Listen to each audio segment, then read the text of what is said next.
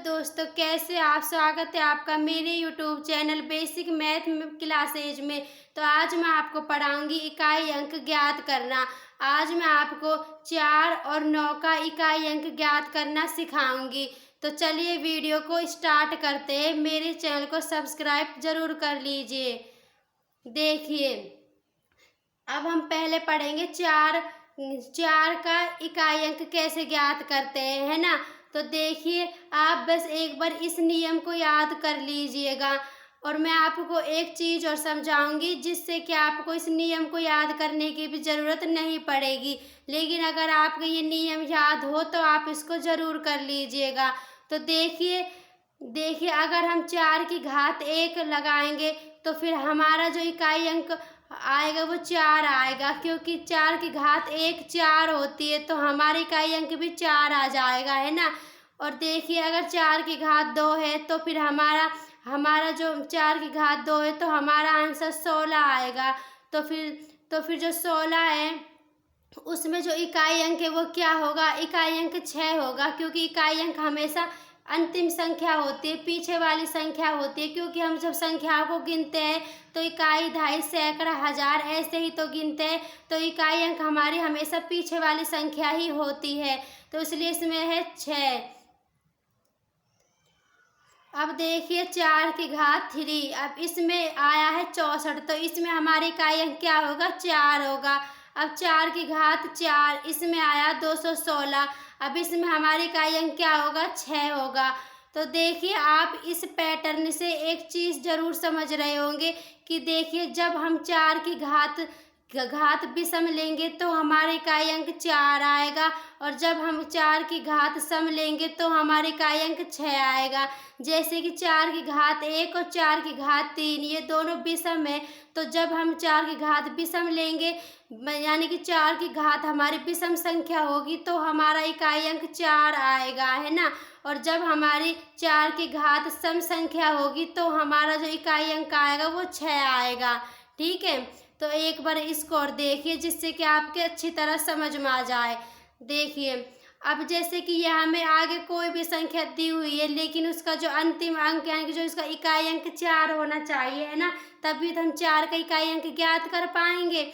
तो जैसे कि ये 4 है और इसकी जो घात है, मतलब इसकी घात विषम संख्या है, मतलब विषम घात है, तो जो इसका इकाई अंक होगा वो 4 होगा। अर्थात जब 4 की घात विषम होगी तो इकाई अंक 4 होगा, और है ना, जब 4 की घात सम होगी तो इकाई अंक 6 होगा। ठीक है, अब देखिए, जैसे कि ये कोई सवाल है ना, ये हमारा कोई सवाल है। अब हम इसमें देखेंगे कि इसमें हमसे पूछा है कि भाई, जैसे हमसे भाई ये सवाल दे दे और भाई पूछ ले कि इसका इकाई अंक बताइए, तो इकाई अंक हम हमेशा पीछे वाली संख्या का ही निकालते हैं, यानी कि हमें इस अंतिम संख्या 4 का इकाई अंक निकालना है। तो 4 का इकाई अंक हम कैसे निकालेंगे? तो अब हमें एक नियम पता लग गया कि जब 4 की घात विषम होगी, यानी कि 1 होगी, 3 होगी, 5, 7, 9, 11, मतलब कि जो भी विषम संख्या है, तो आप सम और विषम संख्याओं के बारे में जानते ही होंगे। अगर आप नहीं जानते तो मैंने एक संख्या पद्धति में इन संख्याओं को बताया है कि कौन सी सम और कौन सी विषम संख्याएं होती है, तो आप उस वीडियो को ज़रूर देख लीजिएगा। तो देखिए, जब हमारी मतलब कि 4 की घात विषम होगी तो हमारा इकाई अंक हमेशा 4 ही आएगा, और जब हमारी 4 की घात सम होगी तो हमारी इकाई अंक हमेशा 6 ही आएगा।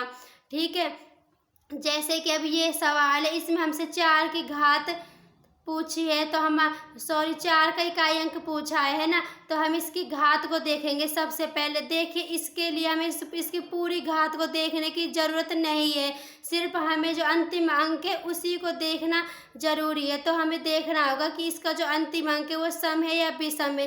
तो इसका अंतिम अंक क्या है? इसका अंतिम अंक विषम है, क्योंकि 5 विषम संख्या है। तो इसका मतलब हम कह सकते हैं कि 4 की जो घात है वो एक विषम संख्या है, तो इसका मतलब जो 4 का इकाई अंक होगा वो 4 ही आएगा। क्योंकि जब भी 4 का घात विषम संख्या होती है तो इकाई अंक 4 आता है। अब देखिए, एक आप ऐसे भी कर सकते हो, जैसे कि आपके ये नियम याद नहीं रहता तो आप थोड़ा ऐसे भी कर सकते हो, जैसे कि भाई 4 की घात अब ये क्या है, तो ये विषम है, तो आपको क्या करना है, आप है ना 4 पर 1 की घात लगा दीजिए, या तो 1 की लगा दीजिए या फिर 3 की लगा दीजिए, पर आप 1 की ही लगा देना क्योंकि इजी पड़ेगा। तो जैसे आपने 4 की घात 1 लगा दी, तो अब आप इसको मतलब कि हमें 4 एक बार ही लिखना है, तो इसमें हमारे जो इकाई अंक कितना आया, 4 ही तो आया है।